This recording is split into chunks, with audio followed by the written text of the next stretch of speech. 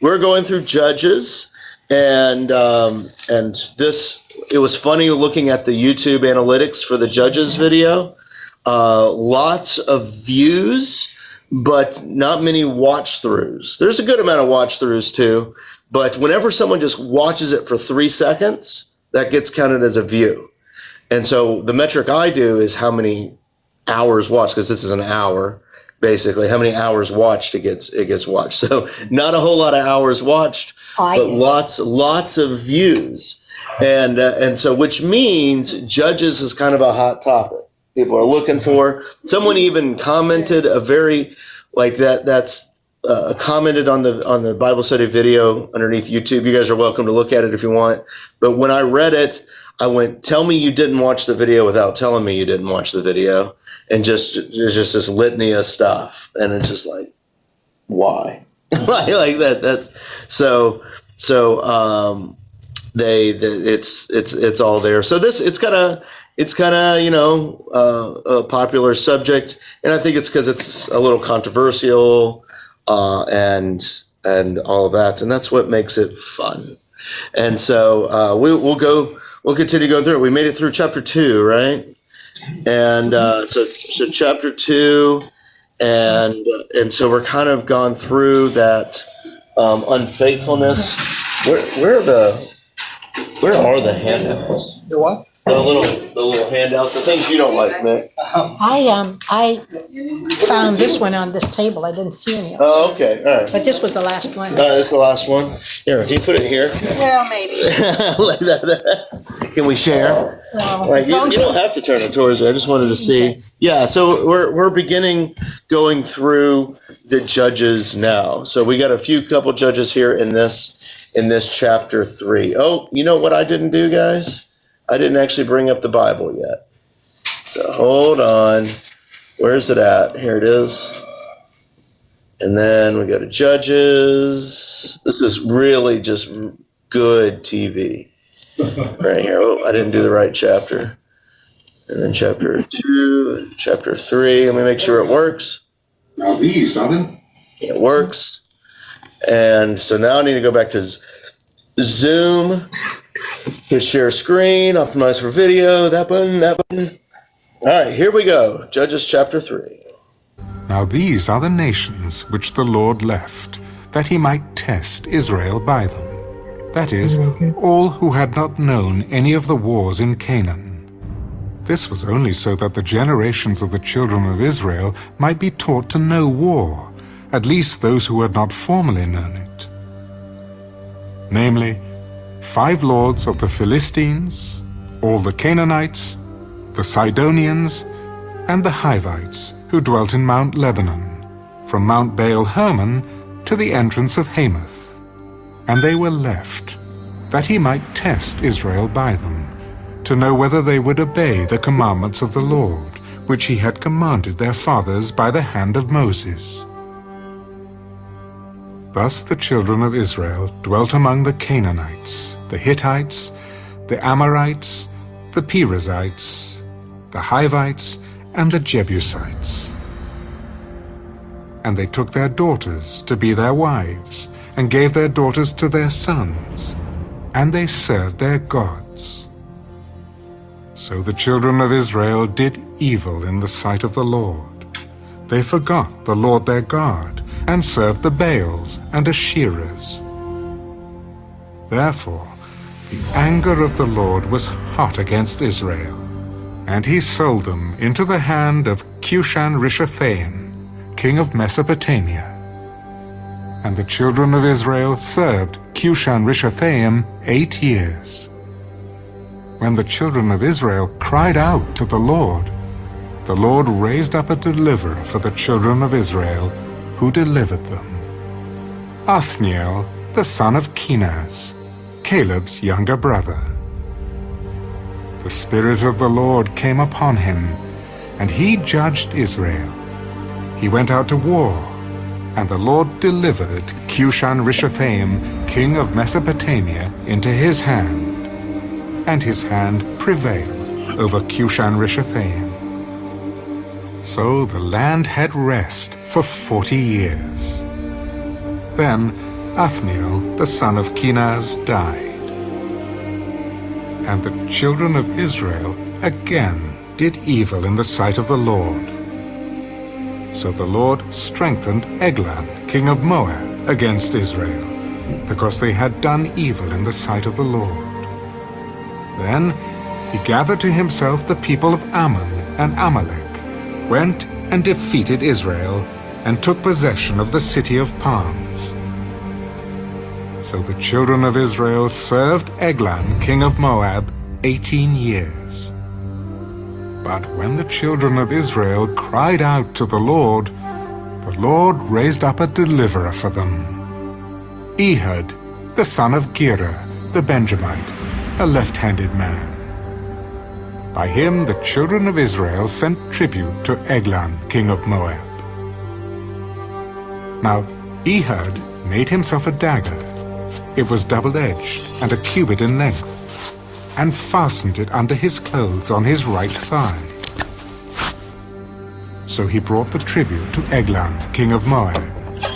Now Eglon was a very fat man, and when he had finished presenting the tribute, he sent away the people who had carried the tribute. But he himself turned back from the stone images that were at Gilgal. I have a secret message for you, O king. Keep silence. And all who attended him went out from him. So Ehud came to him. Now he was sitting upstairs in his cool private chamber. I have a message from God for you. So he arose from his seat. Then Ehud reached with his left hand, took the dagger from his right thigh, and thrust it into his belly. Even the hilt went in after the blade, and the fat closed over the blade. For he did not draw the dagger out of his belly, and his entrails came out. Then Ehud went out through the porch and shut the doors of the upper room behind him and locked them. When he had gone out, Eglon's servants came to look, and to their surprise, the doors of the upper room were locked. So they said, He's probably attending to his needs in the cool chamber.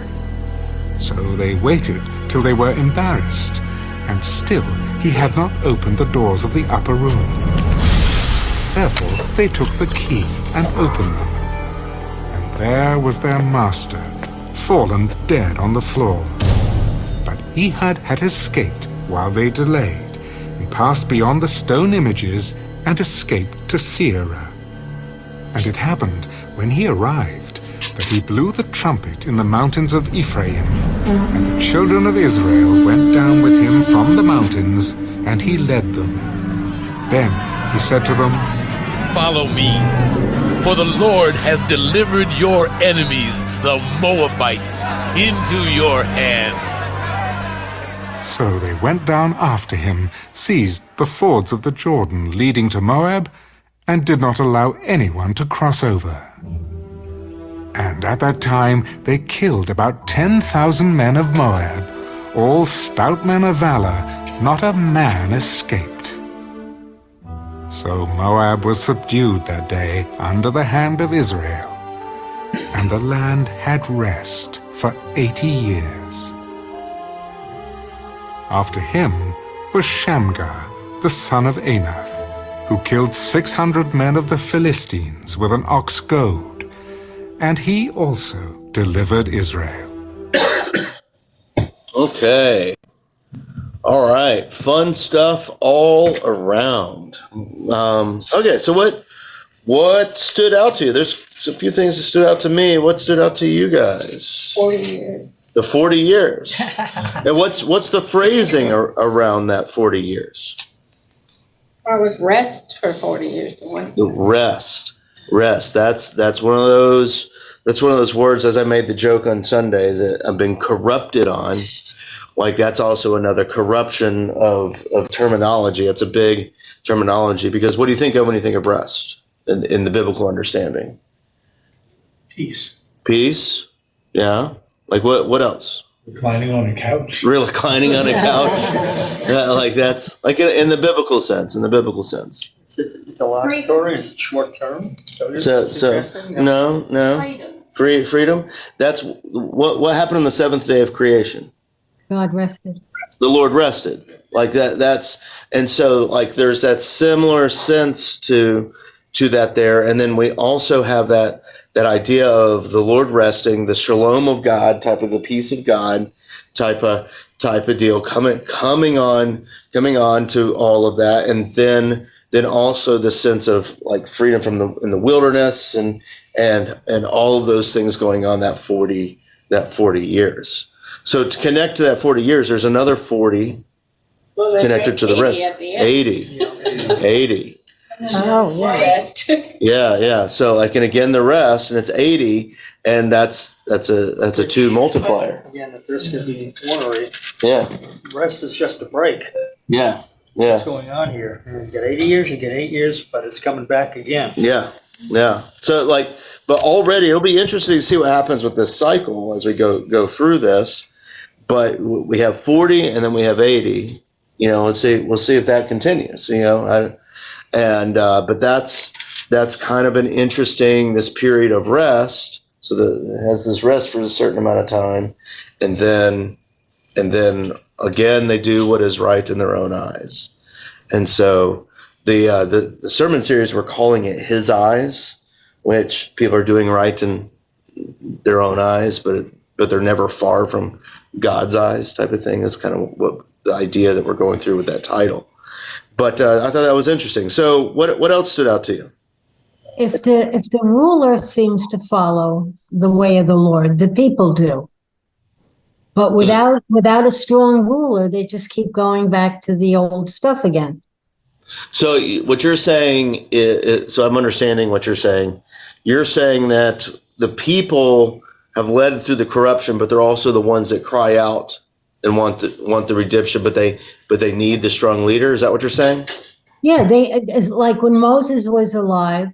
Yeah, things were okay, and the minute a leader dies, it takes them maybe 2 weeks, and they're back to the old way. 2 weeks. Yeah. I mean, it's the constant. You have a good ruler. He defeats the enemies. The people follow God. They follow God. The ruler dies. They go back to the old ways, and when things start getting bad, they go, "Oh God, help us!" Yeah. Like we have. Yeah. Ed, you wanted to say something? Yeah, just a number jumped out at me. Yeah. Verse 14. The Israelites were subject to King Eglon of Moab for 18 years. Okay. 18 struck me as 666. Oh, okay. See, that's fun. That's fun. Well, because we see there's a 6 there right at the end. Yeah. Like the 600 men that were killed in the Philistines with the ox goad. Like that. That's a good connection. That was quick. Too. Yeah, like that's and that's one of those things where like, oh, is that that's fun. That's fun. Like, so that's good. I totally missed that. And one other weird thing down around, what is this? Verse 22, when he drove the dagger into what's it called? To the fat guy. Yeah. The fat guy. Yeah. They were very nice in your translation, but this one says the filth came out of him. Yes. Oh, rather than the entrails. This was dumb. Yeah. Oh, wow. Well, that's, yeah, like that's, Also, yeah. and they pointed out he was left-handed. Yeah. Now, the right hand was normally the weapon hand. Yeah. So that was probably the hand that the king was watching. Clearly. Yeah. Oh. Yeah. Because that's like, it's one of my favorite analogies is why we shake hands is it's an assumption in a right-handed world that you shake hands because that's you're open-handed, but you're also, your weapon is down there. When you're shaking hands, it's a sign of peace. It's the same reason why when they were mainly bow hunting, that you would hold the string of the bow on towards the person, that was a sign of peace during then. So it's not till we move to swords that the handshake become become a thing. So they would hold their bows out as a sign of peace, because you'd have to swing it around and do all that. So that was a sign, which that's why the rainbow is like that. It's like God is, anyway. But like that, that's Noah, Noah saw the rainbow at the end, and that was a sign of peace, because that they were mainly bow hunters then. Anyway, that's my assumption on that. I could be wrong, but I'm not. Yeah, we know you're not. So he left hand. Also, I was looking at my notes down here, and the left-handed, it could be they are assuming that that's an English translation that's doing that, and that the biblical text seems to describe more of a bound or limited with regard to the right hand. So maybe it was like mutilated or crippled or something like that. Restricted right hand. Yeah, restricted or something like that. So that's, but again, he uses it to his own advantage. He's able to get into that king's court, and he doesn't see. The left hand has always been considered sinister. Yeah, exactly. And so You have to really trusted him if he yeah, be there without any of the help. yeah. And so he brought in trust. So what else stood out to you? Follow me. What do you mean, follow me? What do you mean by that? Verse 28, he said to them, follow me. Is that Ehud? Who's saying that? Let's see then. Oh, okay, yeah. So it should go down, and that's what kind of leads them into the rest for 80 years. And so and going back to that rest idea, the idea of that seventh day of creation is that idea of the seventh day of the week is also the Sabbath, which is a rest day. So that it's going in. This is a big idea for this piece. This is going in there. That's a big theme, and we'll see if that continues going. So he's bringing them rest again. The one thing that was there anything else? Because The whole thing was they were worshiping other gods, and that started actually when there started being mixed marriages. So wait, verse 5.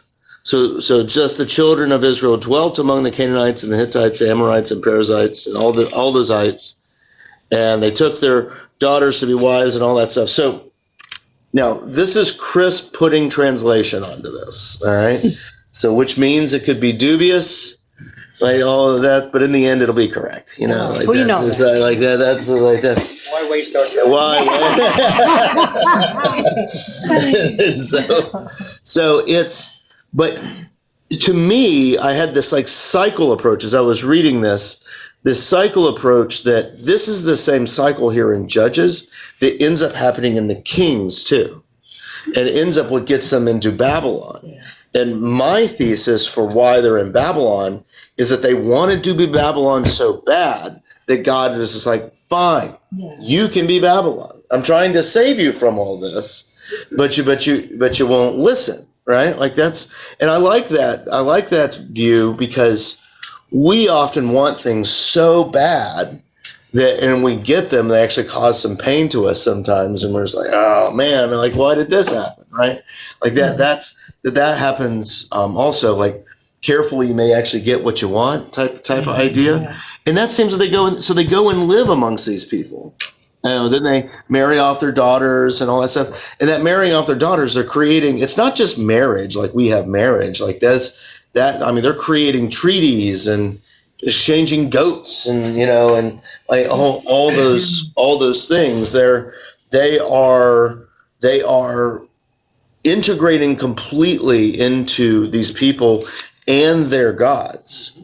So that's what happened. And so I wrote cycle above it. This sounds like that cycle that continues on. And I think we can begin to say everything that's different,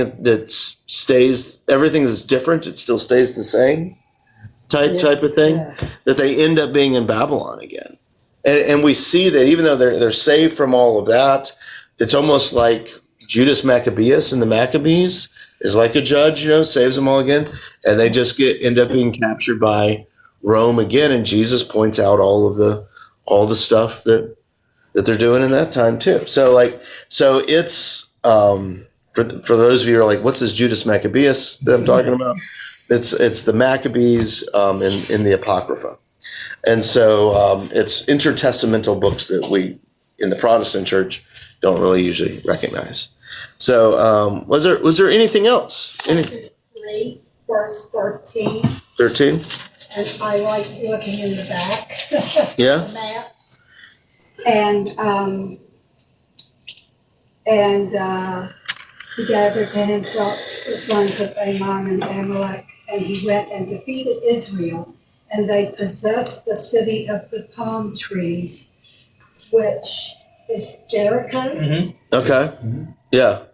Okay, so like that great victory that Joshua had, is kind of nullified here a little bit right there at the beginning of Judges. No, that's interesting. I didn't make that connection that's Jericho.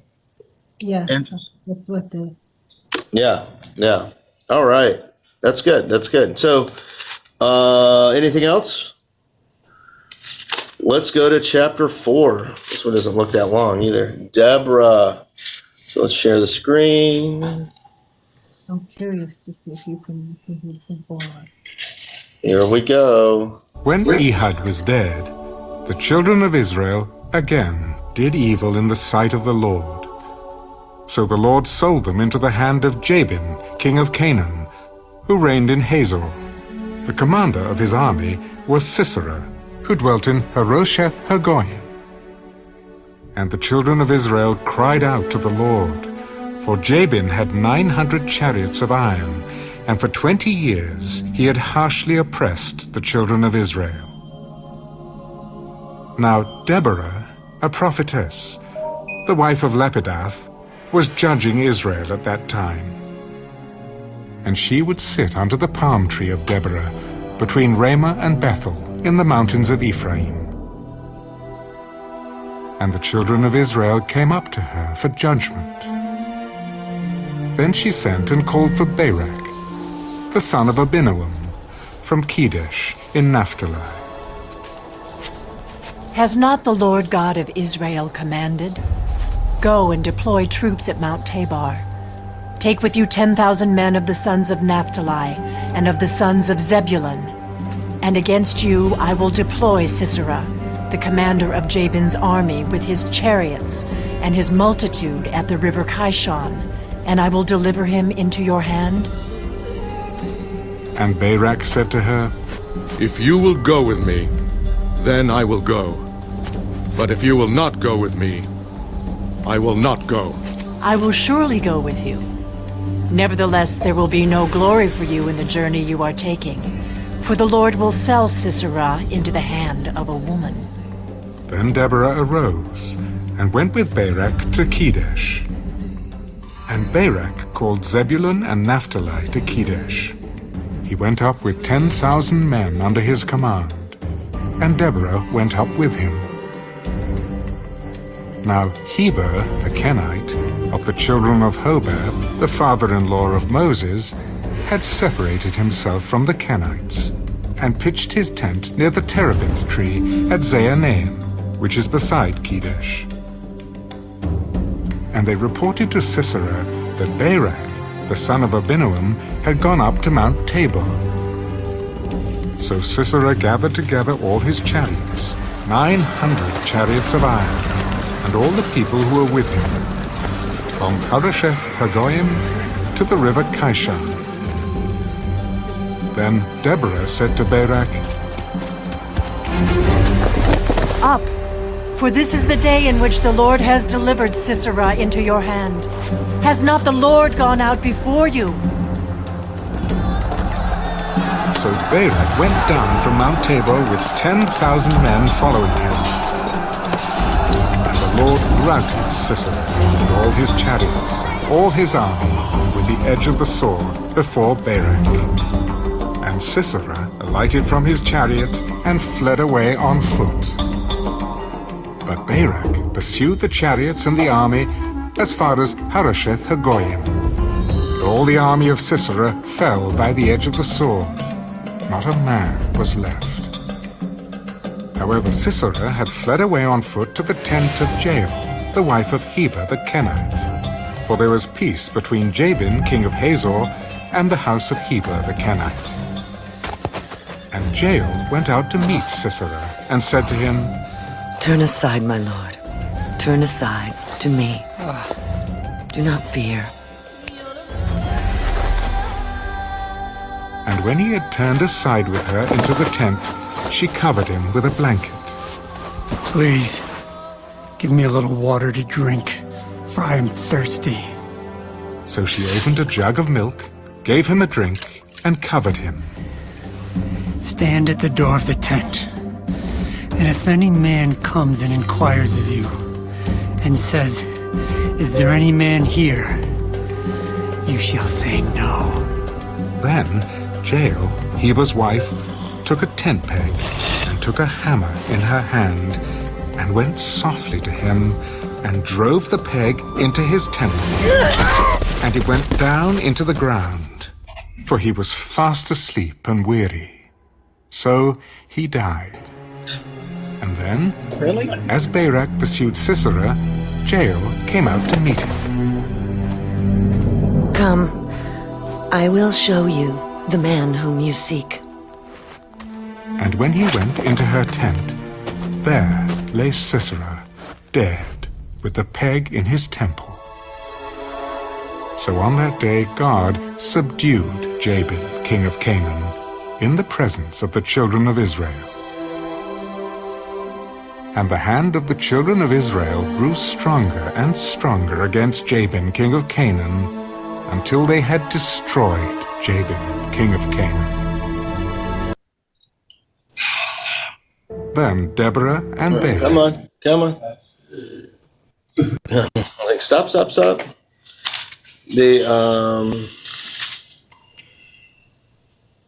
Okay. So what stands out in chapter 4? A tent peg in the side of one's head stands. Yeah. That didn't stand out. yeah. Like that. That's like that. It reminds me of The Dark Knight. Like, I don't know if you guys have seen that movie. And then the Joker makes the pencil disappear. Mm-hmm. Like that. That's so it's very similar. What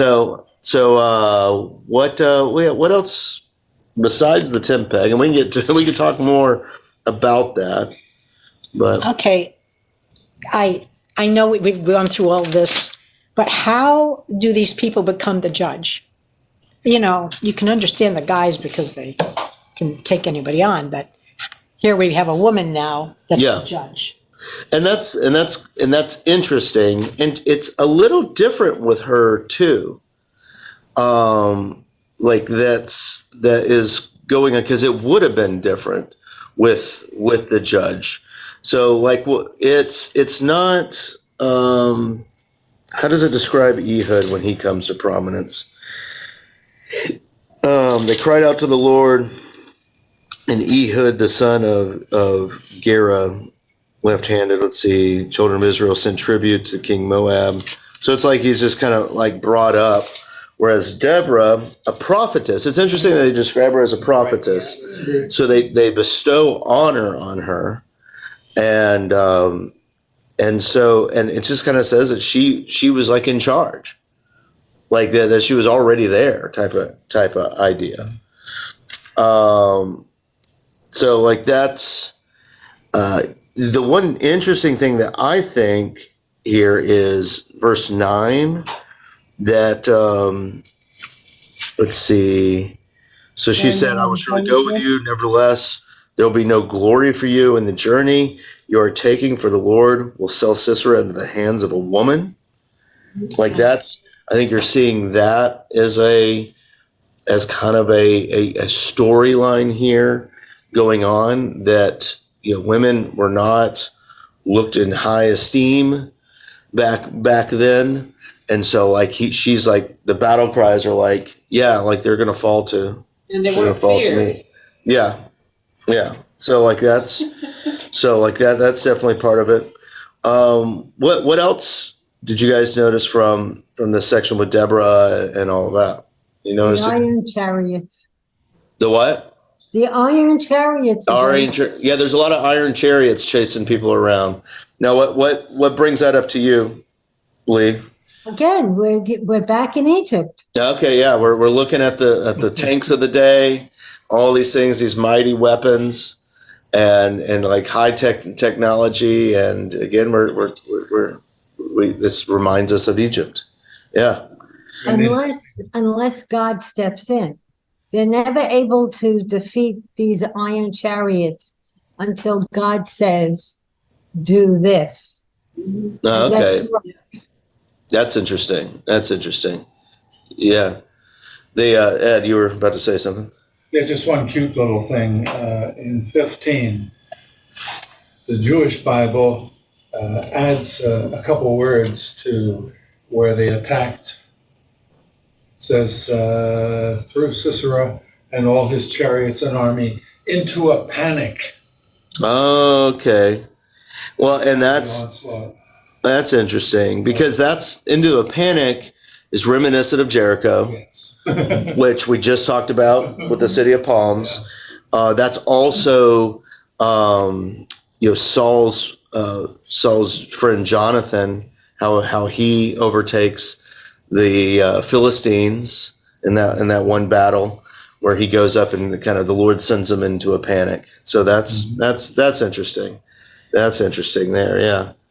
So it's kind of like how God defeats enemies and stuff like that. Kind of almost makes them kill themselves a lot of times. Let's see here. What else kind of stood out to you?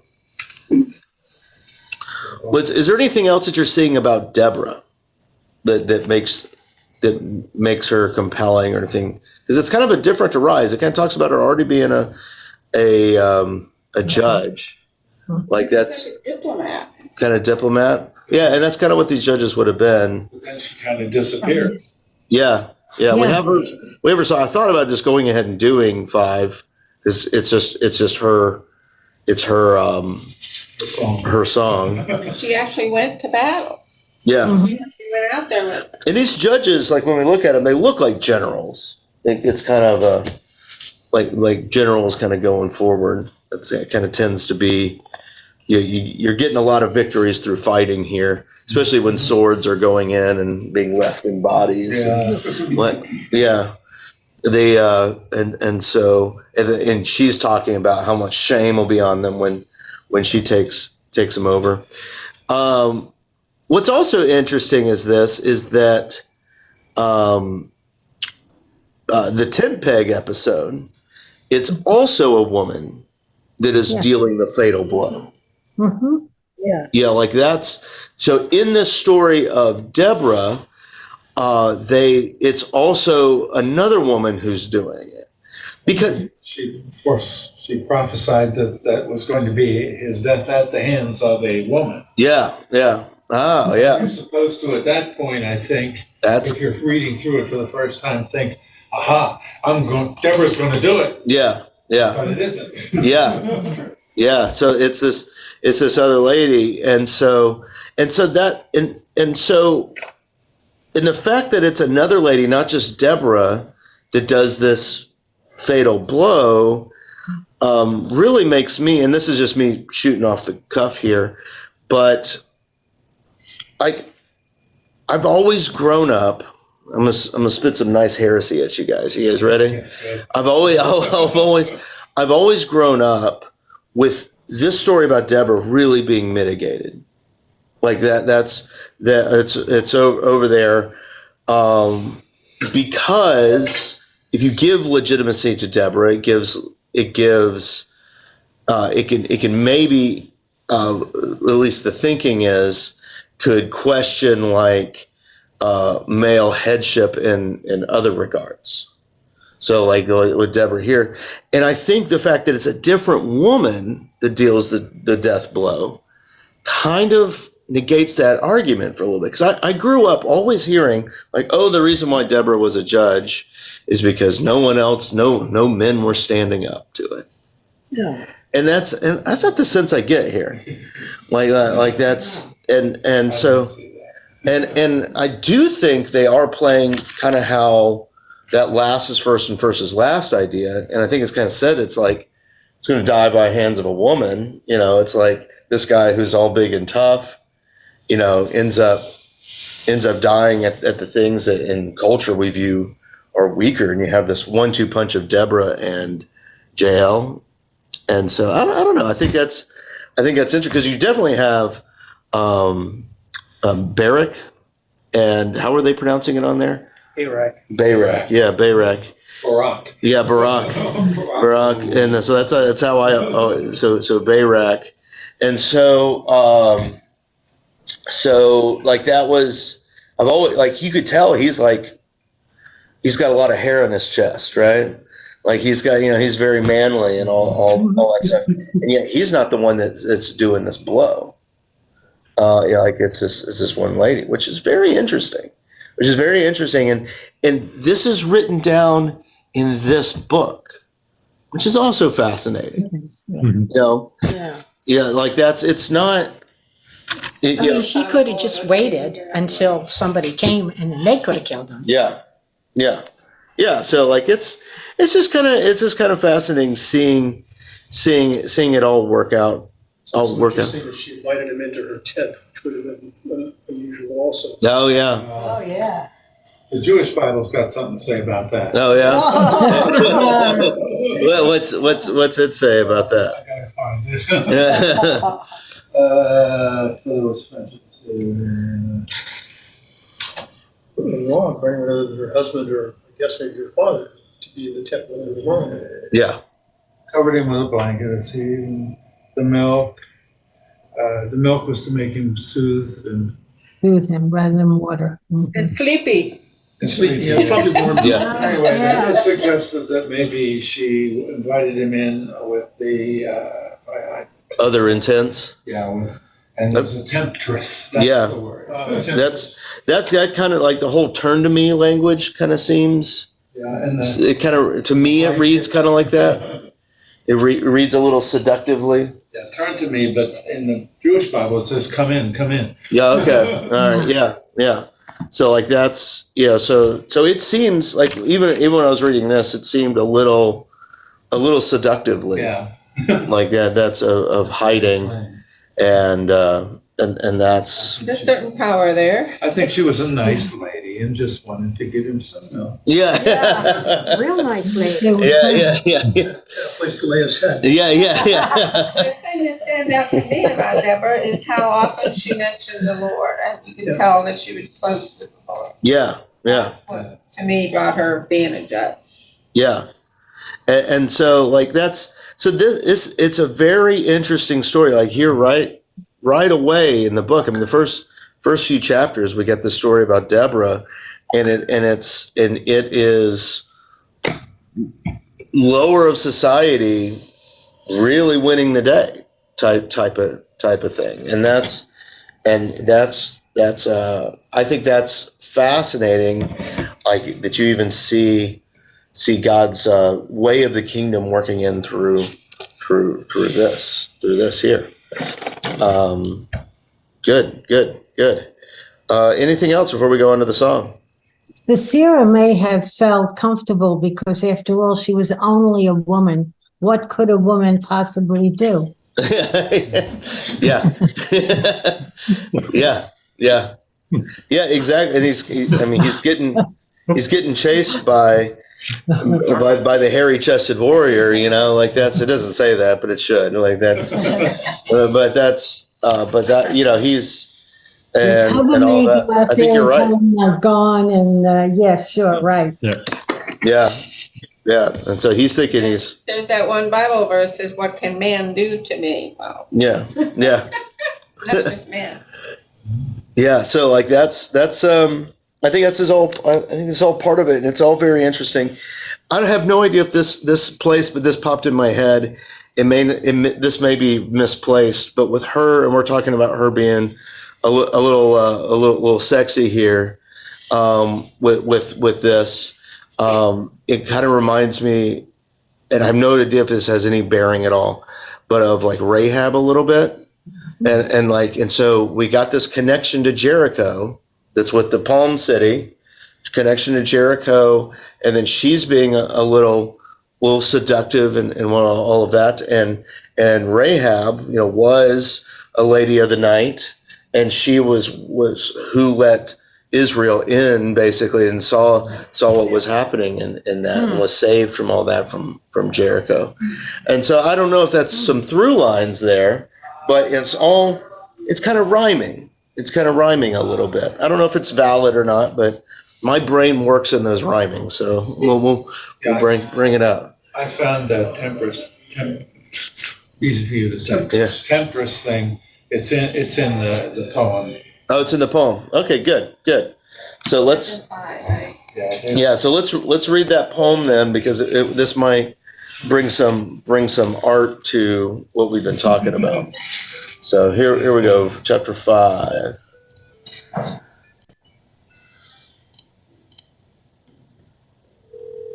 Sang it on that day. Then Deborah and Barak, the son of Abinoam, sang on that day.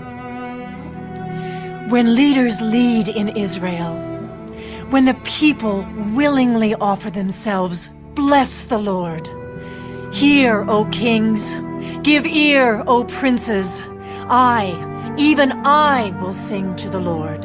I will sing praise to the Lord God of Israel.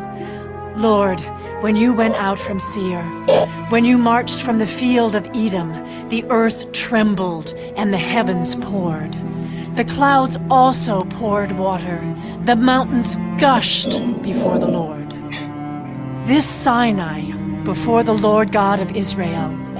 In the days of Shamgar, the son Anath, in the days of Jael, the highways were deserted, and the travelers walked along the byways. Village life ceased. It ceased in Israel, until I, Deborah, arose, a mother in Israel. They chose new gods. Then there was war in the gates. Not a shield or spear was seen among 40,000 in Israel. My heart is with the rulers of Israel, who offered themselves willingly with the people. Bless the Lord. Speak, you who ride on white donkeys, who sit in judges' attire, and who walk along the road. Far from the noise of the archers, among the watering places, there they shall recount the righteous acts of the Lord, the righteous acts for his villagers in Israel. Then the people of the Lord shall go down to the gates. Awake, awake, Deborah. Awake, awake, sing a song. Arise, Barak, and lead your captives away, O son of Abinoam. Then the survivors came down, the people against the nobles. The Lord came down for me against the mighty. From Ephraim were those whose roots were in Amalek. After you, Benjamin, with your peoples. From Machir rulers came down, and from Zebulun those who bear the recruiter's staff. And the princes of Issachar were with Deborah. As Issachar, so was Barak sent into the valley under his command. Among the divisions of Reuben there were great resolves of heart. Why did you sit among the sheepfolds to hear the pipings for the flocks? The divisions of Reuben have great searchings of heart. Gilead stayed beyond the Jordan. And why did Dan remain on ships? Asher continued at the seashore and stayed by his inlets. Zebulun is a people who jeopardize their lives to the point of death. Naphtali also on the heights of the battlefield. The kings came and fought. Then the kings of Canaan fought in Taanach by the waters of Megiddo. They took no spoils of silver. They fought from the heavens. The stars from their courses fought against Sisera. The torrent of Kishon swept them away. that ancient torrent, the torrent of Kishon, O my soul, march on in strength. Then the horse's hooves pounded, the galloping of his steeds. Curse Miraz, said the angel of the Lord. Curse its inhabitants bitterly, because they did not come to the help of the Lord, to the help of the Lord against the mighty. Most blessed among women is Jael, the wife of Heber the Kenite. Blessed is she among women in tents. He asked for water, she gave milk. She brought out cream in a lordly bowl. She stretched her hand to the tent peg, her right hand to the workman's hammer. She pounded Sisera, she pierced his head, she split and struck through his temple. At her feet he sank, he fell, he lay still. At her feet he sank, he fell. Where he sank, there he fell dead. The mother of Sisera looked through the window and cried out through the lattice, "Why is his chariot so long in coming? Why tarries the clatter of his chariots?" Her wisest ladies answered her. Yes, she answered herself. Are they not finding and dividing the spoil? To every man a girl or two. For Sisera, plunder of dyed garments, plunder of garments embroidered and dyed, 2 pieces of dyed embroidery for the neck of the looter. Thus let all your enemies perish, O Lord, but let those who love him be like the sun when it comes out in full strength. So the land had rest for 40 years. So years. Like that's okay. Well, that was a fun poem. That was a fun song. I like that. So let's talk about it. What did you? Jael, the peg lady, gets a lot of kudos, doesn't she? Yeah, she does. She does. And there's some stuff going on in the language there. So like I think you mentioned it. Like it's. I mean, do we want to go ahead and talk about that? I can fill that in because we just talked. Yeah. Verse 27, at her feet he sank, lay outstretched. At her feet he sank, lay still. Where he sank, there he lay destroyed. The Jewish Bible says. Mm-hmm. I have a feeling I know what they're going to say because I like. Here we go. Yeah. The appearance of Jael in this poem is not explained. Furthermore, the song does not suggest that Sisera slept, implying instead that that Jael struggled with him. The poem describes Sisera's death in slow motion, and the term "at her feet," Hebrew, between her legs. Yeah. They depict Jael as a temptress. Yeah. So feet. Bad. Feet is often a euphemism for sexual intercourse in the Bible. Like that. That's like. Where are you getting this? Listen, I've read this a bunch. like that's. But that's when they're talking about feet. They could be talking about feet, but they could also be talking about other things. So it's like we have words for getting it in the sack too. I just used one, or like all that stuff. They slept together in the biblical sense. These are all euphemisms going on, and feet is one that's often in the Old Testament. So it's interesting that they said in the Hebrew has more of a sense of between legs, which is even more explicit. So like that definite thing with the tempter, and you look at even with the between legs, you look at where the power is in this. Like it's definitely with her. Like she's standing over, like that's over the body. Where where this guy, you know, again, he's a strong warrior and all that stuff. He definitely got this image of the weak woman, like standing over and victory. Kind of very much last is first versus last principles here. And this also just brought to mind like what we're going to see in the very next book. We have Hannah, you know, where Hannah is her faithfulness and all that stuff is where Samuel comes from. You know, like that's, so again, and she's being diminished by Eli.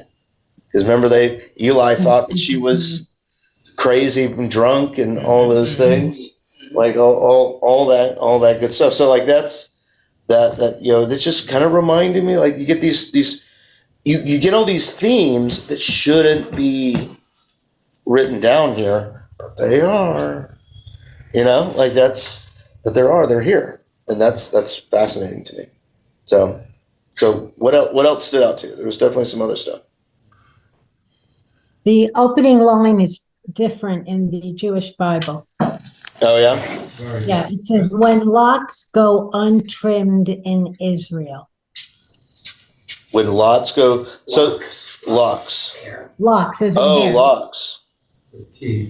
When leaders lead in Israel, when the people willingly offer. What's it say in NIV? Or another translation? What's it? Is that ESV? Yeah, what's it? English thing. Yeah, what does it say? Locks or does it say leaders? The leaders took the lead in Israel, and the people offered themselves willingly, bless the Lord. It says when princes in Israel take the lead, and people willingly offer themselves, praise the Lord. Yeah, that's interesting. Why are they translating it like that? Actually, the Jewish Bible says the translation is difficult.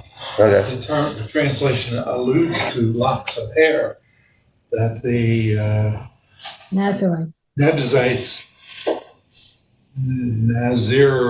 Nazarites, yeah, like this is Samson. very small print here. Yeah, Samson. Remember, Samson's a Nazarite. We haven't gotten to him yet, but Yeah, they dedicated themselves to warfare wearing long hair.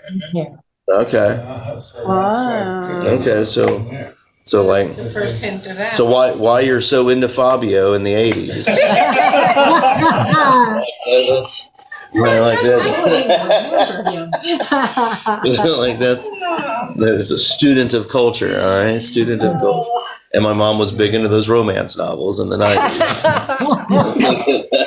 I read that completely wrong when I thought of the Like locks. So yeah, well, so locks of hair and connected to the Nazarite thing, and so that's interesting because that you're obviously. We're obviously looking forward here with this towards Samson, but also towards Absalom. It's a very similar idea. It's probably more directly towards Samson, but like that's, you know, that Absalom definitely had the long hair again too, and that ended up being what killed him. Like that's, and so like that's yeah. And so that's cool. That's a good catch. So I want to write that, locks of hair.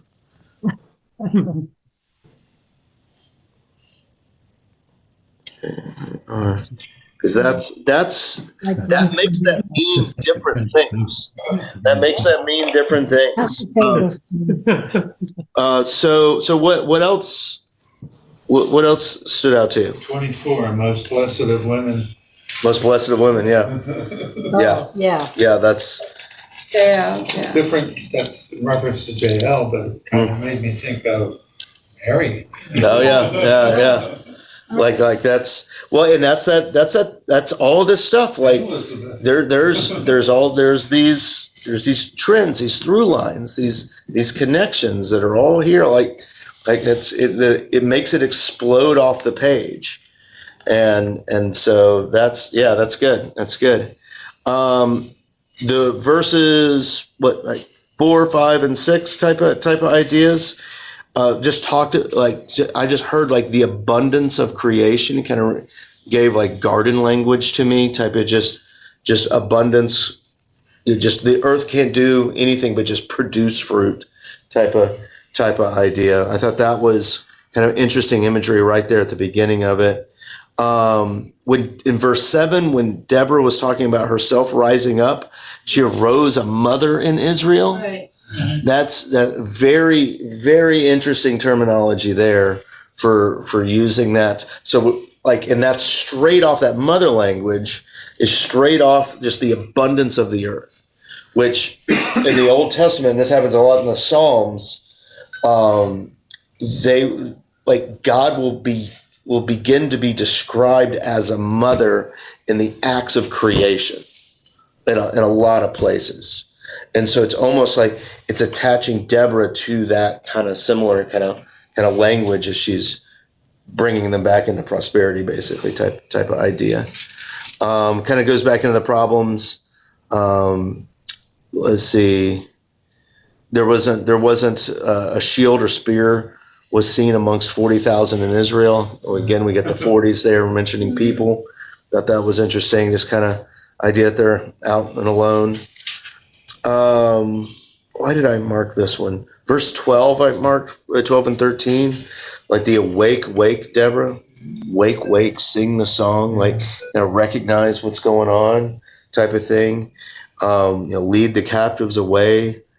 And then So we talked about how the women are being raised up, and you can see that language. And again, it sounds like Hannah's song. It sounds like the Magnificat of Mary. In verse 13, survivors came down, the people against the nobles, the common against the powerful there. Lord came down against the mighty. Like again, you have that sounds like Hannah's song. It sounds like Mary's song. It sounds like all this stuff. Like that's by you thinking of Mary, I think you're in good company. I